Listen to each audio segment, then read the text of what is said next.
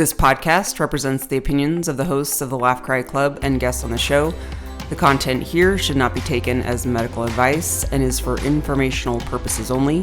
And because each person is so unique, please consult your healthcare professional for any medical questions. While we make every effort to ensure that the information we share is accurate, we welcome any comments, suggestions, or correction of errors. Welcome back, everybody, to the Laugh Cry Club. I'm Joy. I'm Rebecca. And we love you, Chelsea. We love you, Chelsea, so much. We were texting Chelsea this morning, and I just want to give her a big ol' hug. Always giving her hugs. Always. Rebecca, you have quite the shirt on today. Are you dopamine dressing? I am. I actually posted on our Instagram page, so it means that you must have not looked at our page yet. I actually did, and I'm kind of cheating because I'm just wanting you to repeat yourself. Oh, yeah. Well, check our Instagram page out. So the challenge this week to you all is to do something out of the ordinary for yourself. Yeah. Right? Like, do something let's be nonconformist. Crazy. Let's not fall in the comparison trap. Yeah. And also, if you want to wear something fun and frisky, please just wear it. Fun and frisky. I love it. I do feel like fun and frisky in this because it's not typical. Mm-hmm. I don't wear a lot of colors. I like darker, more subdued because I think I don't want to be noticed. Is what I've decided. Sometimes I really like these colors. And like I talked in a previous episode that I choose not to have them. But sometimes I buy them and then I don't wear them. Isn't that funny? Isn't that funny? Because I love bright colors. But then I have this weird relationship where I think I sent you a meme recently where it's like you want the attention, but you don't want the attention. It's like, I don't know. Some guy like dancing on Broadway or something. Anyway, it's like I just love wild outfits, but then I also am aware it does draw attention. But recently, one of my favorite websites for clothing is called Dressed in Lala, and it's this really cool, funky designer in Los Angeles, and their stuff is just so bright and wild, and they make almost like pajama pantsuits where it's like a top and a bottom, but you just wear them. But they have like the most loud rainbow electric pink colors. I love their stuff so much. They recently had a sale, and that was the sweater I sent you because I bought this huge. It's like, and everything's like big and oversized. Like oversized, yeah. And it's a yin yang, black and white, like huge yin yang sweater. And then I also got this other cardigan that's like a light green and a dark green, like checkerboard all over it. And I'm just like, I can't wait to wear those. So just be ready for that when we start. I can't wait. Dopamine dressing. It's the best website for dopamine dressing if you want to kind of dip your toe into it, because you can buy something that's like black and white, but kind of over the top. I really feel like if I had a place to like wear that clothing, that's probably all I would wear. But why do you have to have a place to wear it? Well, because I don't really go anywhere. So I'm like, Oh, so you're wearing it. Who are you wearing it for then? Yourself or other people? Like the sweater and the cardigan. I'm like, I can get a lot of wears out of that because in the winter I wear a lot of like sweaters, like all day long in my house, whatever. Like that I can justify. And I'm all about like, I'm a bargain hunter. So I don't just buy things for no reason. I'm always like, where would I wear this and why? And like a cardigan, I'm always throwing on a cardigan. So I anticipate a lot of comments from coworkers and people being like, wow, I really like that cardigan. It's so bright and fun. But like some of their stuff is like this, just skirts that are like made of full sequins. I'm like, I don't. Oh, yeah, you can't wear that in your house. I'm like, where would I wear that? But I did a couple of years, or last year when we went to Ireland and I went to the Taylor Swift concert, I bought one of their skirts, which it was like this electric blue waffle skirt. And then I wore a sequin tank top with it, and that was really fun. So anyway, I just really want a lifestyle where I just get dressed up all the time is really basically what I want. I love it. That's cool. Awesome. Okay, so we digress. If you're still hanging with us and you're new to the show, we typically don't start out about dopamine dressing, but we always start with our laughs and our cries. Friendly reminder, we're three licensed therapists, but two of us are here today. We're licensed therapists, and we've been in the field for over 20 years apiece. We have seen it all, done it all in terms of mental health. We speak the language. We're here to help you. We're here to normalize the experience of being a human. But we start every episode with a laugh and cry of the week, and then we have some topics that we'll discuss today. As always, you can reach us at Laugh Cry Club on Instagram or laughcryclub@gmail.com if you want to submit a question for us to read on the show. So I went last week. You want to go this week for your Laugh and Cry? I'm up. So I think, we've all kind of hinted or talked about being maybe perimenopausal because, we're all in that age range. So I've been taking some estrogen. I have estrogen patches that I've been prescribed maybe for the last 8-9 months or so. And I keep running into this thing I keep forgetting to change the patch out because you're supposed to do it 2 times a week. Yeah. And I'm like, how do people keep track of this? I mean, I'm sure I could set an alarm on my phone or in my calendar, but I'll be honest, I actually never look at my phone calendar. Oh, really? That's all I look at. What calendar do you use? I use my work Google Calendar. On your desktop? Yeah. Wow. So I just carry a desktop around. I mean, I use that too during the day, when I'm at my computer. But man, I rely on my phone calendar. I look at it throughout the day where I'm like, what am I doing? What am I supposed to be? Honestly never look at it. And I think it gets me in trouble sometimes. I probably should start looking at it. Wow. So that's not going to work for me, right? So what's funny today is I was opening this up because I'm like, I think I need to switch this patch out. And typically, so I have the box here. Nobody can see this, but I just always go from here and just open it like that. Sure. However, I learned today that there is a little thing here and you just flip it up. And it has this little calendar. Your application schedule. You can mark which day. So I put it on today. So I did the Monday, Thursday. So now I know Thursday I switch it out. Oh my gosh. They were trying to make your life so much easier. So listeners, it's this cute little tab that flips up from the box that has extra information. It's almost like an extra, info sheet when you flip the tab up versus just diving with your little hands into the box. Yeah, and then it has all my little patches in here. Oh and so gosh. Who knew? They had already fun thought fact, about if anyone this. out there has been doing the same thing. That's my laugh. I mean, my how gosh. hilarious is that? So this is probably... This also says something about me because sometimes I don't read the directions because I'm like, who needs to read a direction about how to open this box, right? Just tear it open. Sure. And so, apparently I could have, if I had looked at this and done it correctly, I didn't really look at it. I just started opening it. That probably, Chelsea would also say oh, Rebecca, that's a sign of your ADHD. You didn't read the directions. So Chelsea, that's a call out to you. You're Chelsea, you are correct. So that's my laugh. That's really hilarious. And then my cry is my little Ruby. Ruby is going to be 15 on July 11th. Oh. And she's been struggling. We have a chiropractor, acupuncturist, PT vet that comes to our house and gives her treatment. So she's been doing this probably for the last 4 months. And wow, in the beginning, she really made a really great recovery. When we took her to a regular vet, they were like, oh, she is fine. And she didn't have to use the Help 'em Up harness that we have for her. And I would say in the last 3 weeks, she's kind of declined in that we had taken the Help 'em Up harness off of her probably for about a month. And then she was just really struggling, getting up off the floor. And so it's back on, and she basically needs assistance anytime she needs up at this point. So she'll cry if she's in the room, and it just breaks my heart. So I go get her because she was getting up on her own, and so I'm just her PT vet that comes is very hopeful, and but I'm just kind of Ruby, are we winding down? Yep.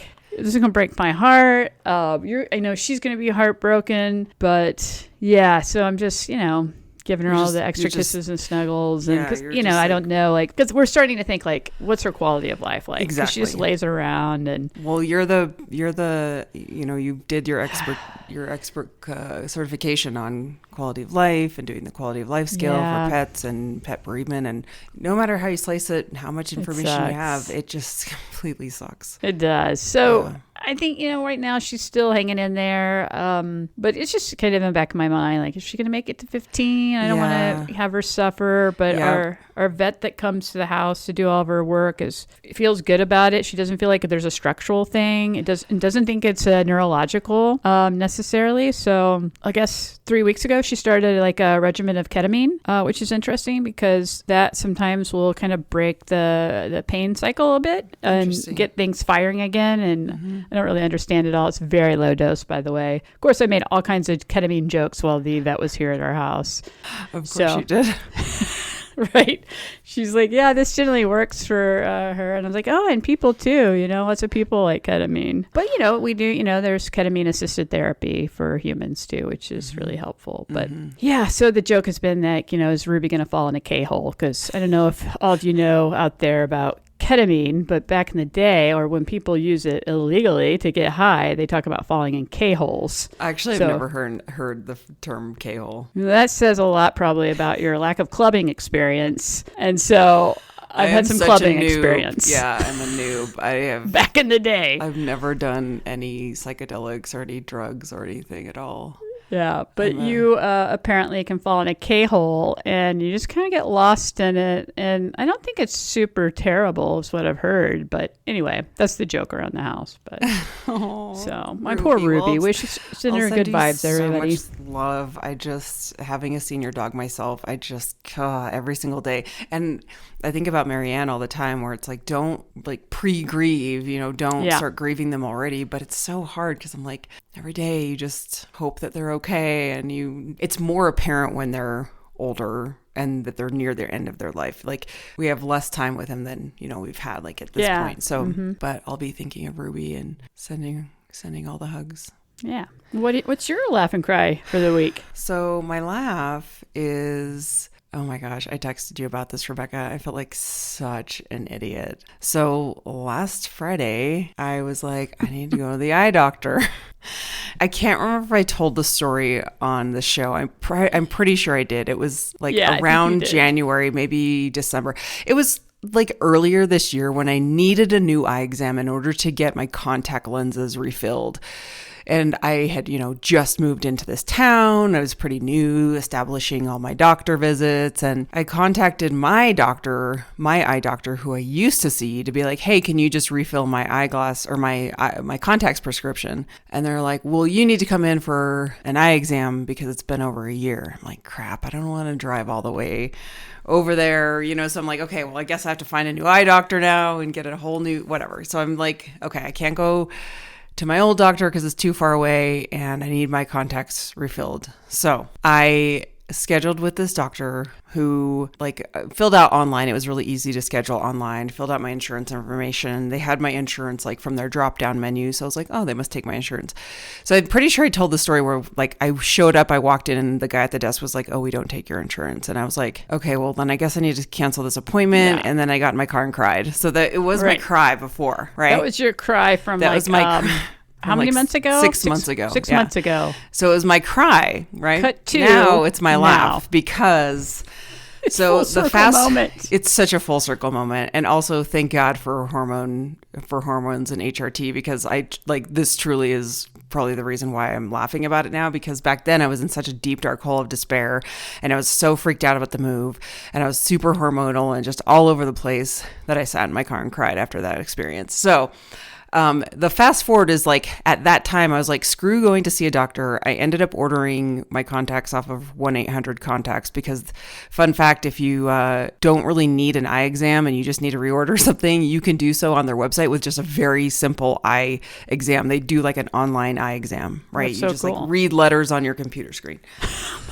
That'd be kind of fun just to do. I mean, it is kind of funny because you had to stand a certain amount farther away from your computer. Did you get and read a measuring tape out and measure the length? Yeah. Cool. So cool.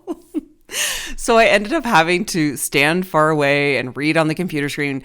So for the past 6 months, I've had contacts. Okay, so I'm coming up on running out of them. And I do need an eye exam because I started noticing that my contact lenses weren't working as well. I was squinting at the screen. I was blinking, why are my eyes a little blurry with these contacts? This is annoying. So I was like, shoot, I need to go get an eye exam, right? So I'm like, because I don't want to order pushed more. it too far. Because contacts aren't cheap. So I'm like, I'm not No. going to order contacts if these are not my updated prescription. I need an eye exam. So I do the whole thing again where I was like, okay, I know I found one that accepted my insurance, but for the life of me, I could not figure out where they were, what their name was. I was searching in the email drafts of like, I know I emailed them and they said they took my insurance. And it had been so long that I like didn't remember anything. So I went back online, did a quick search, searched on my insurance page, and then I booked with the first one that was like fairly easy to, do and filled everything, like the whole rigmarole again. So I'm leaving my house and I'm like punching in the directions and I'm starting to turn. In my town, there's like the main town, and then there's like, if you turn one way, you're heading towards like the main shops. If you turn another way, you're kind of heading towards this place with not a ton of shops around, but you kind of know what's over there because there's not much over there. Okay. And I start turning towards the not much over there direction, and I'm like, oh no. This is the same place that doesn't take my insurance. I've done this again. This is deja vu. Is this Groundhog Day? Yes. And so I start going on these directions and it's taking me to the old place, to the place that I cried at. And I'm driving and I'm like, Joy, you mother effing idiot. If you scheduled with the same place. And I was like, I know it. And so I called them because I looked at the directions. I'm like, yeah, it's taking me. Another reason why I know it's this place is because they are right next to the car wash that I frequent. And it was taking me to my car wash. And I was like, ugh. So I called them and I said, hey, I have an appointment in 20 minutes. Can you just verify that you take my insurance? Because I'm like, well, maybe something has changed. Maybe they've updated and maybe they take my insurance now. No, we don't take your insurance. And I'm like, okay, can you cancel the appointment? Oh. Just praying and hoping they don't have this on their, I'm sure they do. They have it in their records that like this girl scheduled in January showed up and canceled the appointment. And then like here she is again showing up and canceling her appointment. And I was like, well, sorry, I saw that you about ADHD as well here. Like what's happening here? Well, the other thing is I was like, well, I said, you have my insurance listed. So I just was confused, which truly was like another reason why I got confused from rebooking this place again because it said they accepted my insurance. He's like, yeah, we do. We accept some plans, but not all plans. And anyway, so I canceled the appointment and not all was lost because I went and got a car wash. Mm-hmm. I was like, well, you know what? I'm on this side of town. This is the place I go get my car washed. I got a car wash. My car is nice and clean. And then I went back home and I Googled a place to get my eyes checked and I called them. And they do take my insurance and I got my eyes checked the next day. So luckily it wasn't like I had to wait a long time, but I felt so, and I was purely laughing this time. I'm in a much better headspace. And I just thought that was the most ridiculous thing I've ever done. Like truly, where was your brain, Joy? So that was my laugh, but also like really good for me for not crying and losing it. I mean, it's okay to cry, but I feel like I've come a long way. Yeah, that was pretty amazing. I mean, not amazing that you... No, but... Just the whole thing, because you were like... Because we had a conversation about it prior to you going, and then you're like in the car wash, and you're like, you'll never believe this. Yeah. I was like, Rebecca, you're never going to believe this. Anyway, so my cry is... I was just thinking this past weekend, because Steve's celebration of life was just this past weekend, watching... Chelsea's posts and just thinking about the journey they've had over the past few years. I was obviously thinking of her. I have been thinking of her nonstop and her family, but she was texting us this morning that she was just so surrounded by so many people and friends and loved ones and how amazing that is. And I went to yoga in the park yesterday, well, as of this recording, so it was Sunday. This is my like fun activity that I was like getting out of the house, and I was very excited to go. And the instructor was so cute. She was so sweet. She was probably like this midlife woman, blonde hair, just kind of like average build, and just like this sweet person that you just wanted to be around because you could probably feel like she was just such good energy at all times. And she was doing the practice, and I decided to dedicate, she's like, at the beginning of most yoga practices, sometimes they'll say set an intention, or if you want to dedicate this practice to anyone. So I was like, oh, I'm going to dedicate this practice to Steve, because also for many reasons, but also because that was like the day of the celebration of life. So she started talking about, you know how some yoga teachers will talk about like a lesson they've learned or just something that's kind of like a theme of the class.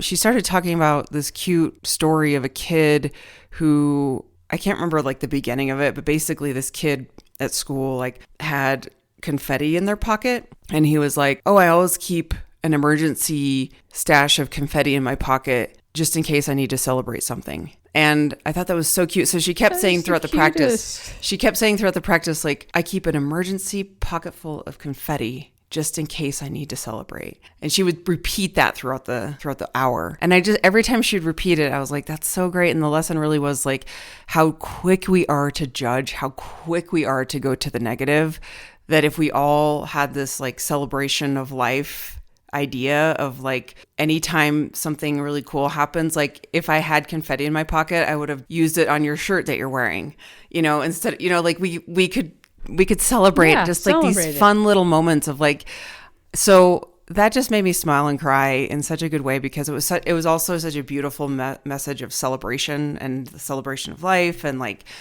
all of it was kind of perfectly aligned. And so it was just very heartwarming, but also a good lesson for us all to remember that it's so easy. The low hanging fruit is always to go negative. And I always think about Chelsea's talk around the brain is lazy. It's going to go to the negative first, and that we should all, maybe we really do need to carry confetti in our pockets, even though it's messy, you never know when you need to celebrate something. Yeah. I love that. I kind of feel like cute. That's maybe a motto of mine that I had never verbalized, because I kind of try to go around and celebrate things. You are good at that. You are really good at that. But I've never been able to verbalize it, and that was just, I love that. Thank you. You have an emergency confetti stash. Let's celebrate. Celebrate. Any reason. Any reason. Anytime, I'm there for it. Yeah. So. I mean, one of my mottos is, apparently, I'm just here for the fun. So.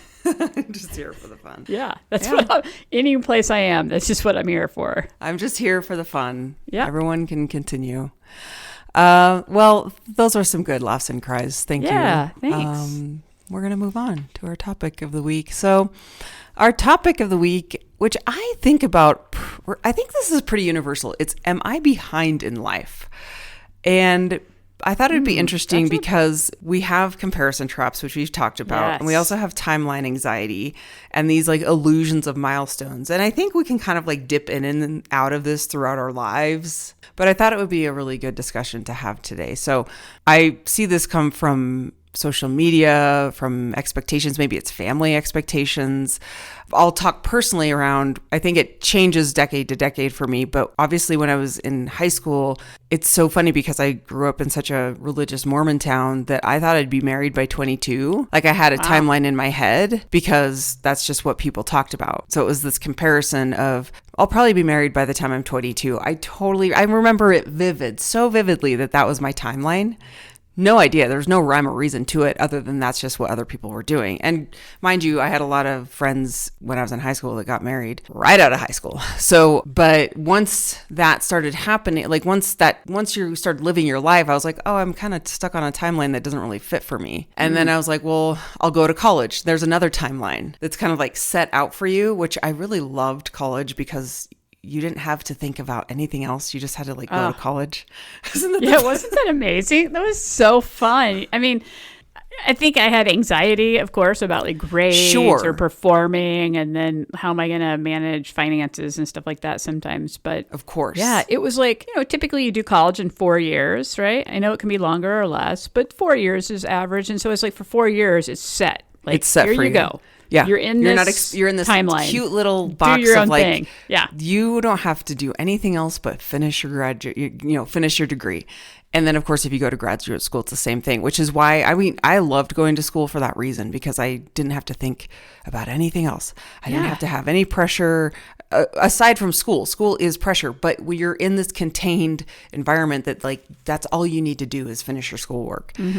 And find out how to scrape together, money for groceries for that week. But that was just such a wonderful, blissful place to live. And so that was kind of like the first timeline that I started thinking about. And then of course, like speak for myself in my 20s, I was like, oh, everyone else is kind of partnering up, or you see some people getting married. That never really sat well with me. I really didn't want to get married in my 20s. I was like, which is funny because going from really religious town, everyone getting married young, I completely flipped to the other side where I realized, oh, actually, I don't want that. And I think that was me getting exposed to like college life and just seeing what everyone else was doing because I was so limited in my thinking from the town that I grew up in. I think there's also just this pressure, and I wonder if this has changed from generation to generation, like Gen X, millennials, Gen Z. You feel like you have to pick a path. You feel like you have to pick this career and stay with it. And I said this last week, like I've always been very, not jealous, but I envy people who have this like very clear path that they just go on. Because I feel like I struggle with the things that I want out of life, or at least I feel very scattered. Like I just kind of want to experience everything. So the non-linear path, or even just some days I'll be like, am I going to do this career path forever? Like, what if I just want to change careers at some point? That kind of feels true. That feels big because you put so much of an investment into your graduate work, you know what I mean? Like that just, yeah. But that's, to me, I feel like that's limiting because of course you can change if you want to. You certainly can. And I think like for maybe you, like you have this identity as a therapist, right? So it'd be like, who are you then if you switch career paths? So yeah, I think we all can relate to kind of this, like, is life leaving us behind, right? I mean, I think most of us would say, like, when we were kids, you probably can identify memories from being a kid when you felt left behind. Like, for me, I had this best friend, and we had a good friendship group, but then she also was included in friendship groups that maybe I wasn't, and so sometimes she would get invited to like a sleepover or a party, and I wasn't, and so I felt left behind for that reason. And it was like my best friend, and we would be doing things together, but having that recognize that other people have friends too and just not you. And so I think of it at that point, so we can all relate there. And then probably in just like career too, like having, feeling like you're trying to have some traction and get a promotion or something like that. Maybe other people around you are getting promoted and you're like, what is everybody else doing that I'm not? And you feel like you're working so hard, right? Or your ideas are super important, but you just can't get any traction. And so it sometimes feels like you're being left behind, or that even life is against you. Like, yeah. Because the traditional way of doing things is you get married, and if you want to have kids, and I mean that was another one for me for sure, because I didn't know if I wanted to have kids. I felt like I should, and I felt for the longest time very conflicted during the times that was like the go time, where you're like, okay, once you hit 35, you're geriatric jerk. So you're like past it at that point. Yeah, you're like put out to pasture. So you better decide. So I was definitely on that time crunch where I was like, I really need to think about this seriously. And then of course, when I hit 40, I'm like, well, I guess we're not doing this. And I was fine with that. But because of societal pressures, you just feel like you have to seriously consider that. And what does that mean if you're not a mother? And like, that was a really hard journey for me. And also being like, I don't feel left behind because I don't want this, but also I like need to decide for sure if that's what I want, because this is not something you can really like, if you want to birth your own child, it's not something you can really like keep. You can't extend the window, like you can't extend it. You are on a time crunch. So, but those are hard. And I think even more with social media and comparisons and people doing different things, what does that even look like for people who maybe don't want to go to college and they want to have a very non-traditional career path? That I think it's so important that you find really what lights you up versus what you feel like you should do. And you see so many stories of people being like, I think of a Peloton instructor who I love. Her name's Robin Arzon. I think she was one of the first Peloton instructors that like when they very first started, and she was a lawyer. Yeah. And she started running and got into shape, and then she learned about Peloton, and she like literally cold called them and said, hey, you need me. I want to work for you. And now she's this badass Peloton instructor and just completely left the law world behind. And you hear about that all the time. People leaving these careers. Michelle Obama was working high corporate, high paying lawyer job, left to work in, community nonprofit work. And so I just think that whatever you're doing out there, if there's any pressure, that there really isn't a thing of left behind. You're not behind in life. But I think if we are comparing ourselves to the same starting line, then sure, I could see how it would look that way. But we're not running the same marathon, and we're not even running the No. same race. We are definitely carving our own paths. And I think that's what we need to remind ourselves, at least speaking for myself too. Honestly, the nonlinear path is actually the best path. And I right? think we all are on it, but we don't, you know what I mean? Like we're Yeah. all on a nonlinear path.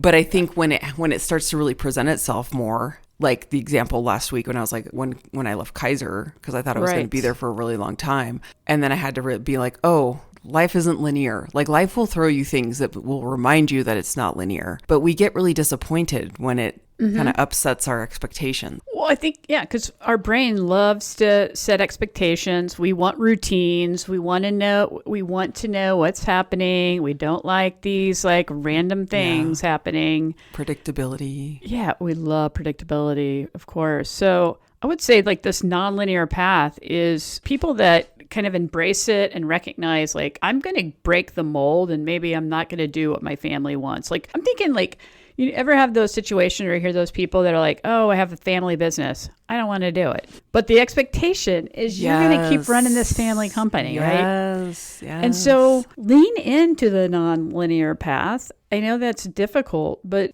a couple of things that will end up happening to you is you're going to have like a deeper self-awareness. You end up being more adaptable. You end up having more diverse experiences than people that kind of trying to stay in this mold or this path. Right. And you end up having more empathy and humility as a person because I think you've just learned so many different lessons and been open to different scenarios and people. But it's just do your own unique path because there's just so many opportunities that will present themselves to you that you never thought about. And this is another reminder of last week where if you walk through a door, commit to it because you'll get more information. And I think that's what's really important. An important delineation here is that if you've been on a linear path most of your life, you're probably like, I don't even know where to start with going off on like what my passion is. Well, sometimes you just have to walk through a door and figure it out. Most of the time you do. You have to learn. You have to practice this like you're training for something, like flexing that muscle of trial and error. I think that's really scary because, it's like that thing of almost like the eat, pray, love mentality when that became so huge. And I think it was so huge for those of you who don't know what I'm talking about, and maybe you're younger and you don't remember when Eat, Pray, Love came out. It was probably 10, 15 years ago. This book landed on the scene. It was just a juggernaut of a success because Elizabeth Gilbert, the author, like left everything she knew, traveled the world for 3 months and wrote about it, sold her furniture, divorced her partner, like and all these people and just went on this like non-linear path. And first of all, she could do that because she was a writer. But second of all,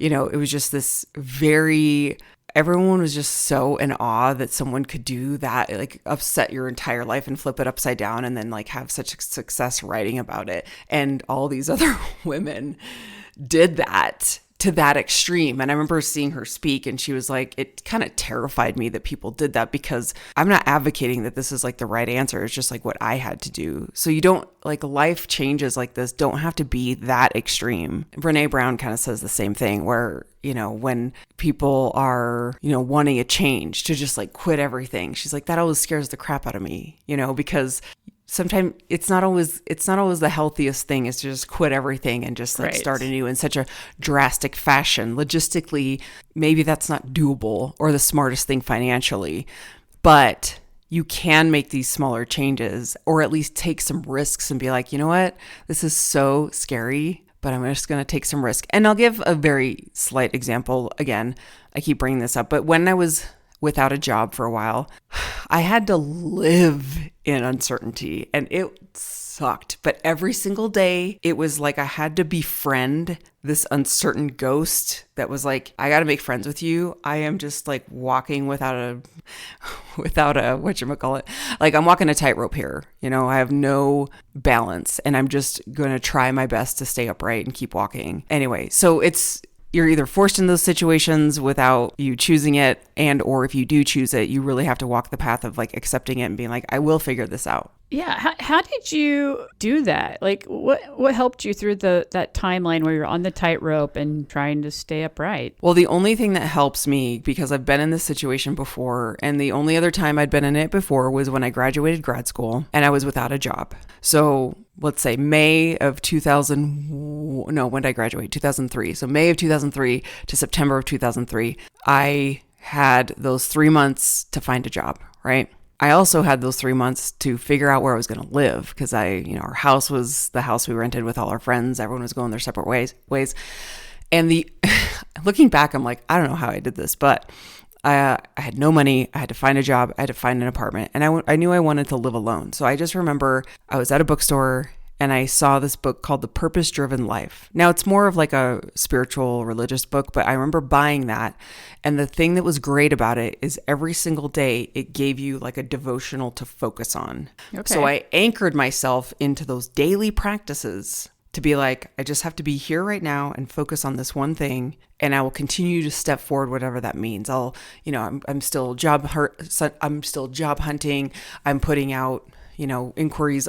Back then it wasn't like they didn't have LinkedIn. So it wasn't like you could, right. You know what I mean? So it was a daily, almost like I had to ground myself spiritually. That's really the only thing that has helped me.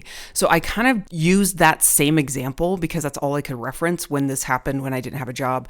And I was like, I just have to, every single day, I just have to put my focus in like the things that you truly can control, which is like my focus, my energy. I would listen to like daily devotionals or like my horoscope every single day, because it was like this reminder, and whatever that means for anyone else who's listening that is maybe in an unknown situation, I had to find an anchor to something mentally so I didn't spiral out, because it was very easy on some days to spiral out. I will never forget.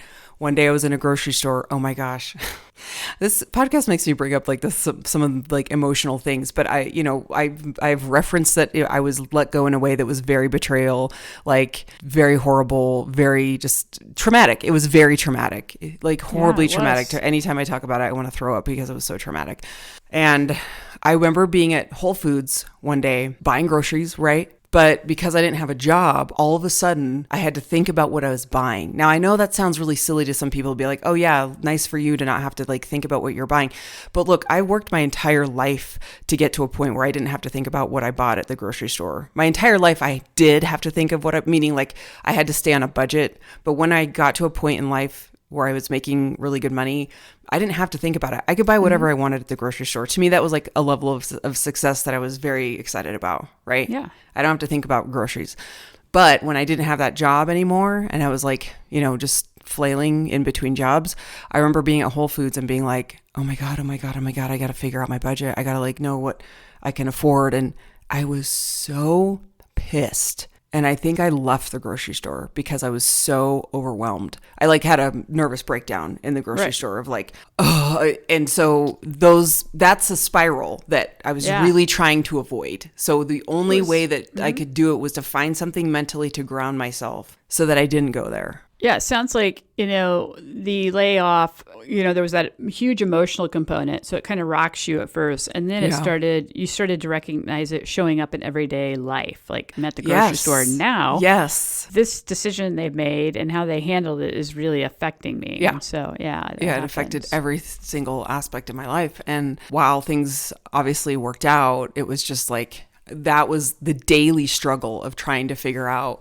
how I was going to stay in a space that didn't just completely, for a while every morning, it was almost like losing someone, because every morning I'd have to wake up, have that realization that that's what happened. It's almost like when someone passes away, you wake up and you're like, oh my God, fuck, that reality is actually real. Mm-hmm. So that was happening for a while. So anyway, I'm kind of going off track here, but as far as like the nonlinear path, let's say something like that does happen to you. Maybe you don't get into like, think about like gymnasts or people who I know this is such a silly example, but it makes such a difference in people's lives. Like the Dallas Cowboy cheerleaders, that show is out again, and they if you dedicate your entire life for a sport and you don't make a team, holy cow, the devastation of that has to be real.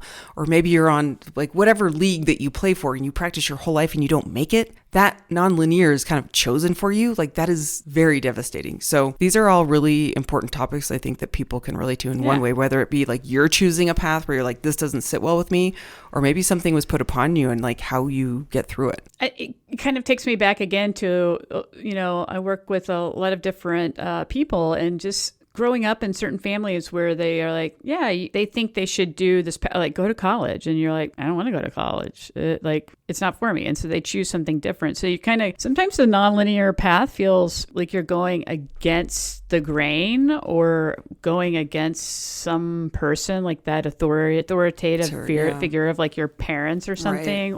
But I will say, I've worked with a lot of different people through the years, and the individuals that are on a nonlinear path are some of the most happiest, well-rounded people I've met. That's a good point. It's amazing. And, me personally, I think I've kind of been on a nonlinear path. At points it's been linear, but I switched career fields. I had a master's in criminal justice and was working with kids in the juvenile justice system. I just said, I can't do this anymore. And so I went back to school, and wasn't the best time because it's not like I had a lot of money to go do it, but I did it and then went into this field. And so the nonlinear path is actually a lot of fun. You just get to meet a lot of different people, and the experiences are amazing. And so I think if you get the opportunity to try a different path, try not to be afraid. If you are, talk to somebody about it. Check the fear, because, through your fear are some amazing opportunities on the other side of that door waiting for you. Sometimes it's that fear of failure, but not like, you have to trust your gut that it's the right thing. So getting really clear about, oh no, this isn't what I want versus I'm scared of this. And there's a difference there. That takes practice too. Yeah, I think we're maybe sometimes afraid to make mistakes, right? Yeah. And guess what? It's not a mistake. I don't think anything's a mistake, really. No. Like I said last week, I'm like, unless you're committing a crime. But I don't think there are mistakes. And then this goes into a whole question of like regrets. But it's funny because I'll end with this. But when I was in Maryland, I had so many sliding glass moments. It's so funny. It's a sliding glass door, everyone. It's a sliding glass door moment. You can see through it. That's so funny. A sliding glass door moment. I had so many sliding door moments where I wonder, I think it's always fun to, or at least like to just kind of daydream about what your life would be like if you had chosen this path instead. And I, because there's so many things that I was, dating certain people at the Naval Academy when my brother went there, and like if I would have ended up with this person versus that person. So Maryland always brings back those memories for me of like people that I have dated, and what if That's a whole episode of Joy's dating life in Maryland. Rebecca, I had a lot of boyfriends. Wow. Okay. We'll have to unpack this at a later date. I had so many boyfriends at the Naval Academy. Oh my gosh, it's so funny. I had a blast with my brother going to the Naval Academy. Let's just put it that way. Your brother, you were so sad he was leaving, but he was your ticket to all these dates. Oh, just a plethora of very attractive people. It was so much fun. I had so much fun. But like those moments too, where you kind of will be like, wow, you're exactly where you need to be. There are no mistakes. Yeah. You have all these experiences. You're exactly where you need to be. I know it's hard to see that sometimes, but it's, I don't know. I don't think there should ever be regrets. No. So yeah, you are where you need to be, and that's right here with us at the Laugh Cry Club. You are right where you need to be. Exactly. Listening to us. We are giving the best advice out there. Tell everyone. Yeah, do. If there's a topic that you want us to cover, please send us an email. Or find us on Instagram. Send us a DM. We'd love to hear from you. Definitely. Yeah. So that's laughcryclub@gmail.com or at Laugh Cry Club on Instagram. We are always here for you. We look forward to talking to you every single week. We're almost hitting our year anniversary of the show. So if you've been listening this whole time, we would love to hear from you. We'd love to hear like maybe your favorite episode up to this point, or even just if you haven't yet, send us a 5-star rating and review, because that really helps other people find the show. We really want to continue to grow this audience. So that would be a nice anniversary present to us, if you would like to do something nice for the show. We do accept anniversary presents, please do that. And don't forget our anniversary like some of us here on the show do. I won't forget. Rebecca might forget. I'll forget, but Joy won't let us forget because she's gets the Best Wife Award. Best Wife Award. All right, guys, we'll see you next week. Love you. Bye. Bye. That's life, baby.